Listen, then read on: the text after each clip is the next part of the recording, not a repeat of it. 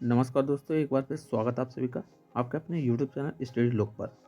तो भाई, इससे पहले हमने सॉफ्टवेयर इंजीनियरिंग के आपको 3 चैप्टर कंप्लीट करा दिए हैं और पीडीएफ नोट्स भी आपको दे दिए हैं। और आज की इस वीडियो हम शुरुआत करने वाले हैं आपके चैप्टर 4 की, जो कि चैप्टर है आपका requirement analysis and specification. Hindi में कह सकते हैं आवश्यकता विश्लेषण और विशिष्टता। भाई, ये काफ़ी ज़्यादा छोटा चैप्टर है और इसमें से करीब आपको 4 से 5 टॉपिक ही पढ़ने हैं। और इसमें से आपको जो क्वेश्चन पूछे जाते हैं वो ही हमने यहाँ पर कराए हैं। बेसिकली यहाँ पर हमने पूरा आपका चैप्टर उठा लिया है और पूरा चैप्टर आपको इस वीडियो में कराने वाले हैं। वीडियो को एंड तक देखना और अपने दोस्तों के साथ इस वीडियो को शेयर कीजिए, चैनल को सब्सक्राइब कीजिए। तो यहाँ पर हम शुरुआत कर लेते हैं आपके क्वेश्चन नंबर फर्स्ट से, जो कि चैप्टर में दिया है। क्वेश्चन नंबर फर्स्ट है आपका, सॉफ्टवेयर आवश्यकता क्या होती है, यानी कि सॉफ्टवेयर रिक्वायरमेंट क्या होती है, इसके बारे में बात करेंगे। तो भाई देखो, सॉफ्टवेयर विकास के यानी कि सॉफ्टवेयर डेवलपमेंट के एनालिसिस फेज में आपने काफ़ी सारे फेज बने पढ़े हैं, काफ़ी सारे मॉडल्स पढ़े हैं जिनके माध्यम से सॉफ्टवेयर को डेवलप किया जाता है। और उसी के यहाँ पर संबंध में बताया गया है कि सॉफ्टवेयर डेवलपमेंट के एनालिसिस फेज में जो प्रोजेक्ट प्लानिंग होती है और सॉफ्टवेयर आवश्यकताओं की डेफिनेशन शामिल होती है। प्लानिंग का परिणाम सिस्टम डेफिनेशन, प्रोजेक्ट प्लान और इनिशियल यूज़र मैनुअल में रिकॉर्ड की जाती है। सॉफ्टवेयर आवश्यकताएं स्पेशलिटी सॉफ्टवेयर आवश्यकताओं की परिभाषा एक्टिविटी के परिणाम को रिकॉर्ड करती है। यानी कि जितना भी कुछ होता है आपको सॉफ्टवेयर में एक डेवलपमेंट करने में, प्रोजेक्ट प्लानिंग में, वो सारे रिकॉर्ड यहाँ पर किया जाता है आपके सॉफ्टवेयर रिक्वायरमेंट में। सिस्टम डेफिनेशन, प्रोजेक्ट प्लान और initial user manual primary form से यूज़र और सॉफ्टवेयर प्रोडक्ट के एक्सटर्नल पर्सपेक्टिव से संबंधित है। इसके विपरीत आपको सॉफ्टवेयर आवश्यकता उत्पाद के लिए आवश्यकताओं का एक तकनीकी स्पेसिफिकेशन है आपका सॉफ्टवेयर रिक्वायरमेंट। सॉफ्टवेयर आवश्यकताओं की डेफिनेशन को लक्ष्य फॉर्मली से उपयुक्त के रूप में फॉर्मल नोटेशन का उपयोग करते हुए एक तरीके से सॉफ्टवेयर प्रोडक्ट के लिए तकनीकी आवश्यकताओं को पूरी तरह से लगातार स्पेसिफाइड करना होता है। प्रोडक्ट के आकार और जटिलता यानी कि कॉम्प्लेक्सिटी के आधार पर सॉफ्टवेयर आवश्यकताएं दस्तावेज में कुछ पेज हो सकते हैं या इसे कोई वर्जन्स में पैक किया जा सकता है। उसके बाद है कि सॉफ्टवेयर आवश्यकताएं स्पेसिफिकेशन सिस्टम डेफिनेशन पर आधारित होती हैं। पहली योजना के दौरान स्पेसिफाइड हाई लेवल आवश्यकताओं को डिटेल्ड किया जाता है, उनकी जानकारी यहाँ पर सेव की जाती है जो सॉफ्टवेयर उत्पाद में शामिल होंगी। आइडियली यानी आदर्शता रूप से यहाँ पर आवश्यकता विनिर्देश कैसे को बताएं बिना सॉफ्टवेयर प्रोडक्ट क्या बताएगा। सॉफ्टवेयर डिज़ाइन यह स्पेसिफाई करने से संबंधित है कि उत्पाद आवश्यक सुविधाएं कैसे प्रदान करेगा। ये क्वेश्चन आपका पूरा हो चुका है। यहाँ पर आपको शॉर्ट तरीके से बताना चाहें तो सॉफ्टवेयर में जो भी रिक्वायरमेंट होती हैं उनके लिए यहाँ पर फॉर्मल रूप से जो भी प्लानिंग की जाती है, जो भी मैनुअली यूज़र होता है, वो सारी तकनीकी योजना का यहाँ पर फॉर्मल करता है। वो सारी नोटिस यहाँ पर आपको देखने के लिए मिल जाएंगी। यही आपको सॉफ्टवेयर रिक्वायरमेंट में पढ़ना है। उसके बाद यहाँ पर अगला हेडिंग है रिक्वायरमेंट एनालिसिस। ये जो क्वेश्चन है ना आपका 2019 में आ चुका है, शायद इस बार भी आपसे पूछा जा चुके। तो भाई ये क्या होता है, देखो, उत्तेजना के बाद आवश्यकता विश्लेषण यानी कि रिक्वायरमेंट एनालिसिस महत्वपूर्ण और आवश्यक गतिविधि है। हम सुसंगत और स्पष्ट आवश्यकताओं को बनाने के लिए एकत्रित आवश्यकताओं का विश्लेषण और परिशोधन और जांच करते हैं। और यह जो गतिविधि होती है सभी आवश्यकताओं की समीक्षा करती है और पूरे सिस्टम का चित्र में दृश्य प्रदान कर सकती है। देखो भाई, एनालिसिस के पूरा होने के बाद यह उम्मीद की जाती है कि परियोजना की समझ में काफ़ी ज़्यादा सुधार हो सकता है। यहाँ हम ग्राहक के साथ बातचीत का उपयोग भ्रम के बिंदुओं को स्पष्ट करने और यह समझने के लिए भी कर सकते हैं कि कौन कौन सी आवश्यकताएं दूसरों की तुलना में अधिक महत्वपूर्ण होती हैं। आवश्यकता विश्लेषण के यहाँ पर 3 चरण बताए गए हैं जो आप यहाँ पर देख सकते हैं। यहाँ पर पहला होता है ड्रॉ द कॉन्टेस्ट डायग्राम। हम एक डायग्राम को ड्रॉ करेंगे जिसमें हम कॉन्टेस्ट लिखेंगे। उसके बाद यहाँ पर डेवलप प्रोटोटाइप्स करेंगे जितने भी मॉडल हैं, और यहाँ पर हम मॉडल का रिक्वायरमेंट समझेंगे कि कौन सी मॉडल यहाँ पर अप्लाई की जाएगी, और यहाँ पर फाइनल में देखेंगे कि आखिर में कौन कौन सी रिक्वायरमेंट यहाँ पर रह गई हैं। तो पहला ही होता है आपका ड्रॉ द कॉन्टेस्ट डायग्राम, संदर्भ आरेख जिसे बोलते हैं, संदर्भ आरेख डायग्राम जिसे बोलते हैं, जो बाहरी दुनिया के साथ प्रस्तावित प्रणाली को, सीमाओं और इंटरफेस को परिभाषित करता है और यह प्रस्तावित सिस्टम के बाहर की संस्थाओं को पहचान करता है जो सिस्टम के साथ इंटरेक्ट होती हैं। छात्र परिणाम प्रबंधन प्रणाली का संदर्भ आरेख चित्र दिया गया है जो आप यहाँ पर देख सकते हैं। ये चित्र है जिसमें आपको स्टूडेंट रिजल्ट मैनेजमेंट सिस्टम देखने के लिए मिल जाएगा पूरी तरह से, और यहाँ पर इसके काफ़ी सारे पार्ट्स होते हैं जैसे कि administration, subject information entry, marks entry operator, marks entry, subject information entry, student information report generated, marksheet generated, ये सारी आपको इसमें देखने के लिए मिल जाएंगी। उसके बाद यहाँ पर प्रोटोटाइप की बात करें तो भाई डेवलपमेंट ऑफ ए प्रोटोटाइप, यह पता लगाने का प्रभावी तरीका होता है कि ग्राहक क्या चाहता है। एक प्रोटोटाइप का निर्माण करना कुछ ऐसा जो दिखता है और अधिमानता सिस्टम के हिस्से के रूप में कार्य करता है, जो ये कहते हैं कि क्या चाहते हैं। जब तक कि ग्राहक लगातार संतुष्ट नहीं हो जाता तब तक हम प्रोटोटाइपिंग को संशोधित करने के लिए उनकी प्रतिक्रिया का उपयोग कर सकते हैं। इसलिए प्रोटोटाइपिंग साइलेंट को प्रस्तावित प्रणाली की कल्पना और आवश्यकताओं की समझ बढ़ाने में मदद करता है। जब डेवलपर्स और उपयोगकर्ता कुछ तत्व के बारे में सुनिश्चित नहीं होते हैं तो एक प्रोटोटाइप दोनों पक्षों को अंतिम निर्णय लेने में मदद करता है। यानी कि इसमें जब हम कोई भी प्रोटोटाइप डेवलपमेंट के लिए यहाँ पर पूछते हैं तो यहाँ पर ग्राहक से उसकी संतुष्टि के बारे में पूछा जाता है कि आखिर वो ग्राहक जो है वो इस प्रोटोटाइप से संतुष्ट है या नहीं, यही इसका कहना होता है। उसके बाद मॉडलदार रिक्वायरमेंट्स अगला हेडिंग है इसमें। इस प्रक्रिया में आमतौर पर कारणों, डेटा संस्थाओं, बाहरी संस्थाओं और उनके बीच संबंधों के विभिन्न चित्रमय प्रतिनिधित्व होते हैं। चित्रमय दृश्य गलत, असंगत, लापता और अनावश्यक आवश्यकताओं को खोजने में ये मदद करता है। इस तरह के मॉडल में data flow diagram, entity relationship data diagram, data dictionary, state transaction diagram आदि शामिल होते हैं। उसके बाद यहाँ पर फाइनलाइज द रिक्वायरमेंट, आवश्यकताओं को मॉडलिंग करने के बाद हमें सिस्टम व्यवहार की बेहतर समझ होगी। विसंगतियों और अस्पष्टताओं की पहचान की गई और उन्हें ठीक किया गया। विभिन्न मॉड्यूलों के बीच डेटा का प्रवाह होता है वो यहाँ पर विश्लेषण एनालाइज किया जाता है। उत्तेजना और विश्लेषण गतिविधियों ने सिस्टम में बेहतर अंतर्दृष्टि प्रदान की है। अब हम विश्लेषण की गई आवश्यकताओं को अंतिम रूप देते हैं और अगला कदम इन आवश्यकताओं को एक निर्धारित प्रारूप में दस्तावेज बना लेते हैं। यहाँ पर डॉक्यूमेंट की बात की जा रही है भाई इसमें।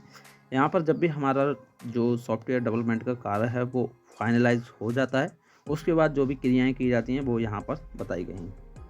अब ये काफ़ी ज़्यादा मोस्ट इंपोर्टेंट क्वेश्चन आने वाला है आपका SRS, जिसे बोलते हैं सॉफ्टवेयर रिक्वायरमेंट स्पेसिफिकेशन डॉक्यूमेंट। इसे आप काफ़ी ज़्यादा अच्छी तरह से पढ़ लीजिए। तो भाई इसमें क्या है आप देख सकते हैं, सॉफ्टवेयर रिक्वायरमेंट स्पेसिफिकेशन जिसे शॉर्ट में SRS बोलते हैं, जो है वह किसी सिस्टम या सॉफ्टवेयर एप्लीकेशन ज़रूरतों को एक पूरा डॉक्यूमेंट या विवरण होता है। यानी कि SRS एक सॉफ्टवेयर का विवरण होता है, एक डॉक्यूमेंट होता है। दूसरे शब्दों में कहा जाए तो भाई SRS एक डॉक्यूमेंट है जो कि यह डिस्क्राइब करता है कि सॉफ्टवेयर के फीचर्स क्या होंगे, उसका बिहेवियर क्या होगा, उसका व्यवहार क्या होगा, अर्थात वह किस प्रकार परफॉर्म करेगा। ये सारी चीज़ें आपको SRS में देखने के लिए मिल जाएंगी। SRS का फ़ायदा यह है कि इसे डेवलपर्स को सॉफ्टवेयर को विकसित करने में कम समय तथा मेहनत लगती है। इसकी मदद से आप कोई भी सॉफ्टवेयर बनाते हैं तो उसमें आपको समय और मेहनत कम लगती है। SRS जो है वह सॉफ्टवेयर के लेआउट की तरह होता है, उसकी आकृति की तरह होता है, जिसकी यूजर समीक्षा कर सकता है तथा देख सकता है कि वह SRS उसकी ज़रूरतों के हिसाब से बना है या नहीं। SRS का बेनिफिट की बात करें तो भाई इससे डेवलपर्स को सॉफ्टवेयर को डेवलप करने में कम समय तथा मेहनत लगती है और इसे डेवलपर कम समय में बेहतर कार्य क्षमता वाला सॉफ्टवेयर तैयार कर सकता है और इसमें लागत भी कम लगती है।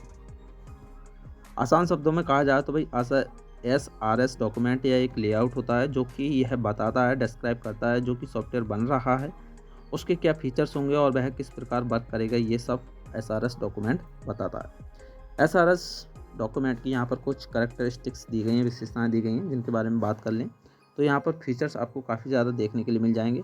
अगर यहाँ पर 11 फीचर्स हमने यहाँ पर दिए हैं आपको और करीब आप 5 भी करवाते हैं तो आपको अच्छे खासे नंबर यहाँ पर मिल जाएंगे। तो क्या हैं वो फीचर्स, उनके बारे में बात कर लेते हैं। पहला है आपका फीचर एक्यूरेट। अगर ये एक्यूरेट नहीं होगा तो सॉफ्टवेयर का निर्माण नहीं होगा, अर्थात इसमें एक्यूरेसी होनी चाहिए। दूसरा पॉइंट है कंप्लीट। भाई देखो एसआरएस को पूरा होना चाहिए, अर्थात जो भी सॉफ्टवेयर की ज़रूरतें हैं वह सभी एसआरएस में होनी चाहिए। ये इसका दूसरा फीचर्स है। तीसरे फीचर की बात की जाए कंसिस्टेंट, इसे स्टार्टिंग से लेकर एंड तक निरंतर होना चाहिए जिससे कि यूज़र आसानी से रिक्वायरमेंट को समझ सके। और कंसिस्टेंसी तभी प्राप्त की जा सकती है जब दो रिक्वायरमेंट के मध्य कोई विरोध ना हो, यानी कि आपस में कोई भी उसमें कोई विरोध ना हो, कोई भी लड़ाई या झगड़ा ना हो। चौथा पॉइंट है मॉडिफाइबल। एसआरएस जो लेआउट होता है उसमें स्पेसिफाई की गई पूरी रिक्वायरमेंट मॉडिफाई करने योग्य होनी चाहिए। यह तभी हो सकता है जब एसआरएस का स्ट्रक्चर बैलेंस्ड होगा। पांचवा पॉइंट है करेक्ट। इसे जो कस्टमर की ज़रूरतें नीड हैं उसके हिसाब से होना चाहिए, अर्थात ये करेक्ट होना चाहिए। 6 नंबर है क्लियर। यह क्लियर होना चाहिए आपका एसआरएस डॉक्यूमेंट सॉफ्टवेयर की आवश्यकताओं को स्पष्ट रूप से डिक्लेयर्ड होना चाहिए जिससे एक्सपर्ट तथा टेस्ट कर सकते हैं। सातवां है वेरीफेबल। इसे सरल होना चाहिए जिससे कि टेस्टर तथा एक्सपर्ट्स के द्वारा यूजर के रिक्वायरमेंट्स को सरलता से वेरीफाई किया जा सके। आठवां पॉइंट है ट्रेस केबल। इसे ट्रेस केबल होना चाहिए। इसमें सभी रिक्वायरमेंट को अलग अलग टाइप से आइडेंटिफाई किया जाना चाहिए। हर रिक्वायरमेंट की उसकी एक अलग ही टाइप की पहचान होनी चाहिए, यानी कि जो भी सॉफ्टवेयर बनना है उसमें जो भी रिक्वायरमेंट होती हैं उनके रिक्वायरमेंट के अनुसार उनकी जो पहचान है वो अलग अलग तरीके से होनी चाहिए। नवा पॉइंट है टेस्टेबल। इसे भाई टेस्टेबल होना चाहिए, अर्थात इसे किसी भी टाइप से टेस्ट करने में योग्य होना चाहिए। यदि कोई टेस्ट में प्रॉब्लम आती है तो उसे मॉडिफिकेशन वाले पार्ट में करेक्ट कर दिया जाता है। 10वां पॉइंट है अनएम्बिगस। यह केवल तब स्पष्ट हो सकता है जब भी रिक्वायरमेंट का केवल एक ही मतलब हो, तब यह सब स्पष्ट होगी। 11वां पॉइंट है डिज़ाइन इंडिपेंडेंस। पर देखो इसमें फाइनल प्रोडक्ट के लिए डिज़ाइन में किसी एक डिज़ाइन को चुनने का ऑप्शन होना चाहिए, इससे कि फाइनल प्रोडक्ट के लिए सिलेक्ट किया जा सके। ये थे इसके फीचर्स। अगला पॉइंट है आपका रिक्वायरमेंट एलिसिटेशन, यानी कि गैदरिंग बोलते हैं जिसे, इकट्ठा करना। एलिसिटेशन का अर्थ होता है कलेक्ट करना और रिक्वायरमेंट एलिसिटेशन का मतलब है रिक्वायरमेंट को कलेक्ट करना, यानी कि जो भी ज़रूरतें होती हैं उन्हें इकट्ठा करने जो होता है वहाँ पर हम बोलते हैं रिक्वायरमेंट गैदरिंग। रिक्वायरमेंट एसिलेशन एक ऐसी प्रोसेस है जिसमें सॉफ्टवेयर को रिक्वायरमेंट को कलेक्ट करने के लिए कस्टमर्स, स्टेक होल्डर्स या एंड यूजर के साथ इंटरेक्ट किया जाता है, उनसे कॉन्टैक्ट किया जाता है। रिक्वायरमेंट एजिटेशन को कभी कभी रिक्वायरमेंट गैदरिंग भी कहते हैं। किसी भी सॉफ्टवेयर को बनाने के लिए सबसे पहले रिक्वायरमेंट को जानने व समझने की आवश्यकता होती है और उन सभी रिक्वायरमेंट को कलेक्ट करने के लिए एक माध्यम की आवश्यकता होती है जो सॉफ्टवेयर से रिलेटेड सभी आवश्यक जानकारी को इकट्ठा करता है। ये जो मीडियम है वो आपका स्टेक होल्डर या एंड यूज़र हो सकते हैं और सभी रिक्वायरमेंट डेवलपर को एंड यूज़र या स्टेक होल्डर द्वारा दी जाती है आपकी आवश्यकता है। स्टेक होल्डर एक इंडिविजुअल पर्सन होता है, यानी कि जो सिस्टम या ऑर्गेनाइज से डायरेक्ट या इनडायरेक्ट कनेक्ट होते हैं, जैसे कि यहाँ पर आपका मैनेजर हो गया, टेस्टर हो गया, सॉफ्टवेयर इंजीनियर हो गया, डेवलपर आदि यहाँ पर हो गए। और जो आपका एंड यूज़र होता है या स्टेक होल्डर द्वारा दी गई रिक्वायरमेंट को कलेक्ट करके सॉफ्टवेयर बनाया जाता है। सॉफ्टवेयर डेवलपमेंट प्रोसेस तभी सफल हो सकती है, तभी सक्सेस हो सकती है जब कस्टमर और डेवलपर के बीच प्रभावशाली पार्टनरशिप हो। रिक्वायरमेंट गैदरिंग टेक्निक की सफलता कस्टमर, डेवलपर, यूज़र और एनालिस्ट के समझदारी के ऊपर डिपेंड करती है। Problem arise during requirement gathering. देखो भाई यहाँ पर अगला बिंदु है आपका, ये बिंदु है रिक्वायरमेंट को इकट्ठा करने समय आने वाली परेशानी, यानी कि रिक्वायरमेंट को इकट्ठा करते समय जो परेशानियाँ आती हैं उनकी वहाँ पर बताया गया। पहला ही आपका प्रॉब्लम ऑफ स्कोप। जब सॉफ्टवेयर बना रहे होते हैं तो उसकी जो बाउंड्री होती है उसको मेंटेन किया जाता है और एक सॉफ्टवेयर की फिक्स बाउंड्री या नहीं उसे मेंशन किया जाता है। एक सॉफ्टवेयर की बाउंड्री फिक्स होनी चाहिए। यदि सॉफ्टवेयर की बाउंड्री फिक्स नहीं होती है तो प्रॉब्लम क्रिएट हो जाती है। उदाहरण के लिए यहाँ पर आप समझ सकते हैं, सॉफ्टवेयर बनने के लिए कॉस्ट ऑफ बजट कितना होगा, डेवलपर की सैलरी कितनी होगी, यह सब मेंशन किया जाता है। सॉफ्टवेयर को बनते समय यदि स्कोप को डिफाइन नहीं किया गया तो प्रॉब्लम क्रिएट हो सकती है। इसीलिए सॉफ्टवेयर बनाते समय स्कोप को पूरी तरह से डिफाइन करना चाहिए और सभी इन्फॉर्मेशन मेंशन करनी चाहिए। जो भी इन्फॉर्मेशन है सॉफ्टवेयर को बनाने में, वो सारी इन्फॉर्मेशन यहाँ पर मेंशन होनी चाहिए। प्रॉब्लम ऑफ अंडरस्टैंडिंग, यानी कि सॉफ्टवेयर से संबंधित सभी मॉड्यूल्स के बारे में पूरी जानकारी होनी चाहिए, तभी सॉफ्टवेयर से संबंधित रिलेटेड इन्फॉर्मेशन कलेक्ट यहाँ पर कर सकते हैं। यदि सॉफ्टवेयर के सभी मॉड्यूल्स को अच्छी से समझ नहीं पाएंगे तो इन्फॉर्मेशन भी कलेक्ट नहीं हो सकती हैं। अगली प्रॉब्लम है आपकी प्रॉब्लम ऑफ वोलाटिलिटी, स्थायी जिसे बोलते हैं।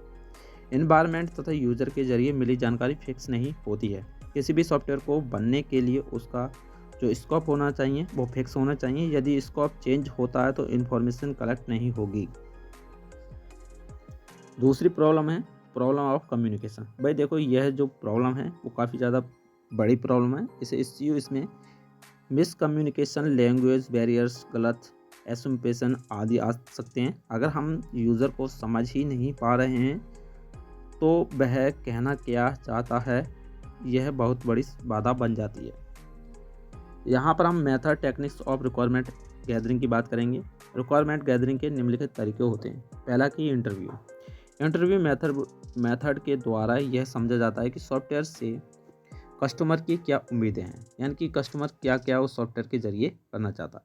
इस मेथड में एंड यूज़र और स्टेक होल्डर से इंटरव्यू लिया जाता है और यह जो इंटरव्यू होता है सॉफ्टवेयर की कार्यसूची के बेस पर लिया जाता है और सॉफ्टवेयर से संबंधित सभी रिक्वायरमेंट को कलेक्ट करते हैं इसमें। और इसमें पहले यूज़र से इंटरव्यू लिया जाता है, उसके बाद स्टेक होल्डर से लिया जाता है। दूसरा पॉइंट है स्कीनिरियो एक स्टेप बाय स्टेप प्रोसेस होता है।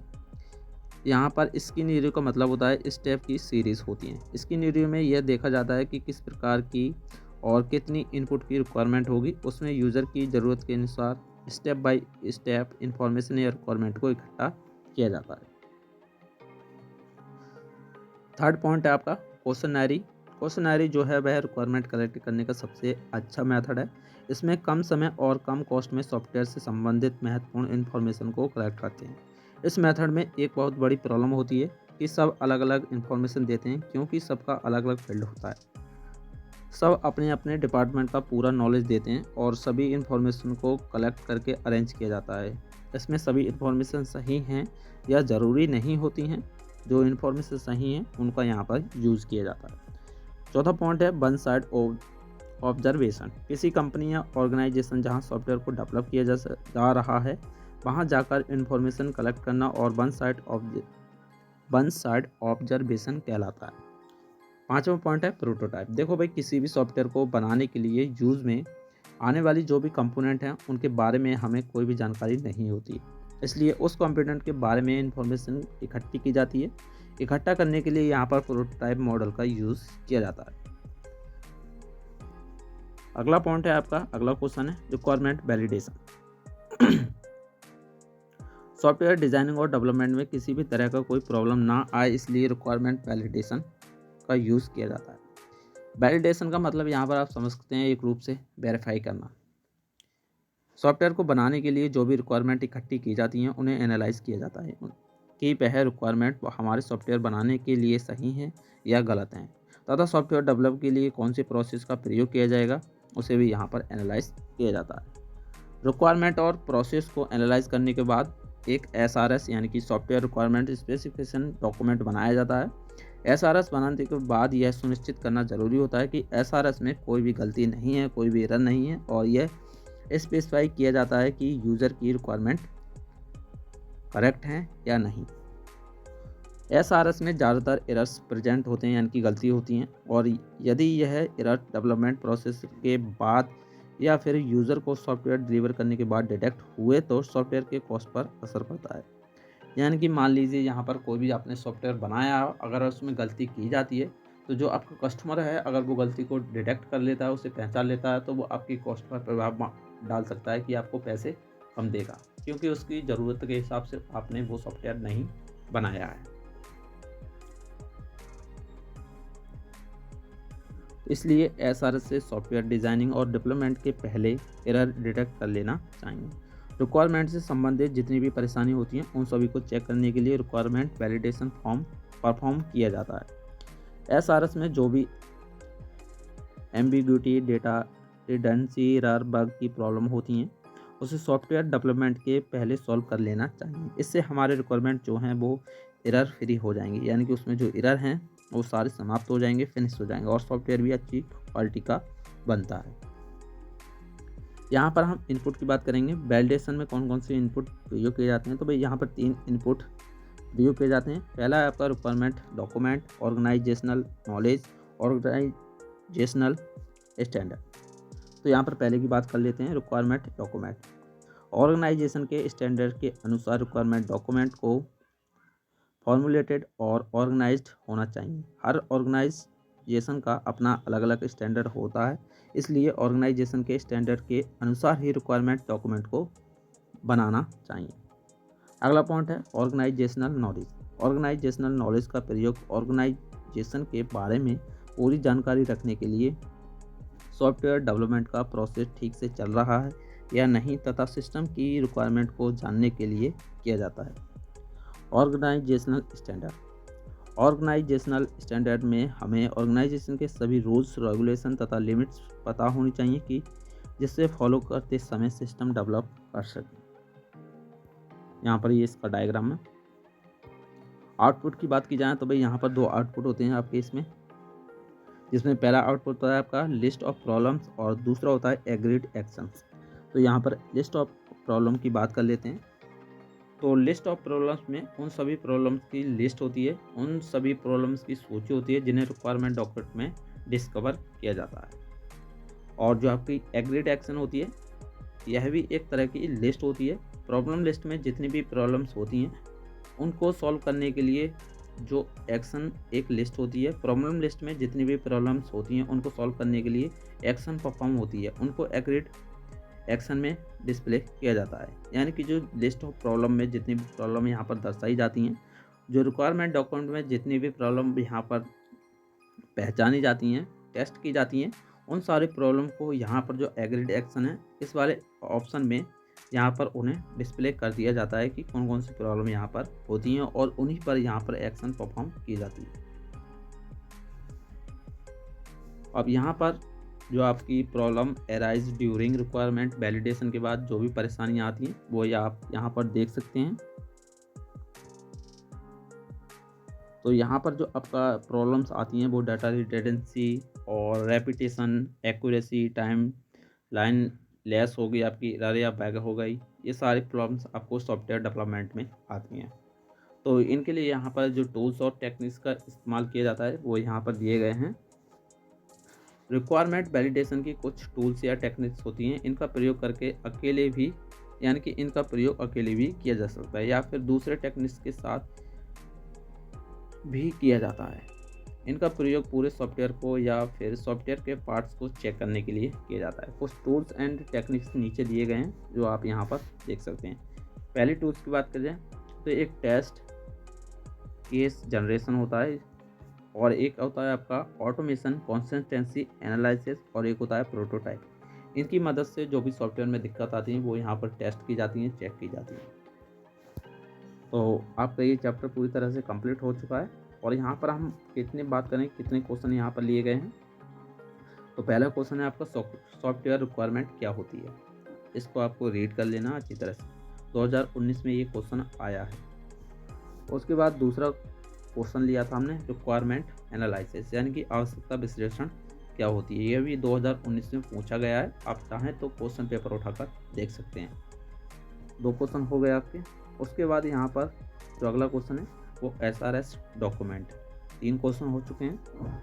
उसके बाद यहाँ पर जो अगला क्वेश्चन है वो था आपका रिक्वायरमेंट एलिसिटेशन, जिसे बोलते हैं रिक्वायरमेंट गैदरिंग। 4 हो गए। इसके बाद एक क्वेश्चन और कराया हमने आपका रिक्वायरमेंट वैलिडेशन। ये कुल मिलाकर 5 क्वेश्चन हैं जो आपके पेपर में दिए गए हैं, आपके सिलेबस में दिए गए हैं। और वीडियो आपकी काफ़ी ज़्यादा लॉन्ग हो चुकी है और ये चैप्टर भी आपकी पूरी तरह से कंप्लीट हो चुका है। ज़्यादा से ज़्यादा इस वीडियो को देखिए और चैनल को सब्सक्राइब कीजिए और अपने सभी दोस्तों के साथ इस वीडियो को शेयर कीजिए। पीडीएफ की चिंता ना करें, आपको पीडीएफ जल्द ही आपको प्रोवाइड कर दिए जाएंगे। चलिए अब चलते हैं, मिलेंगे अगली वीडियो में। धन्यवाद।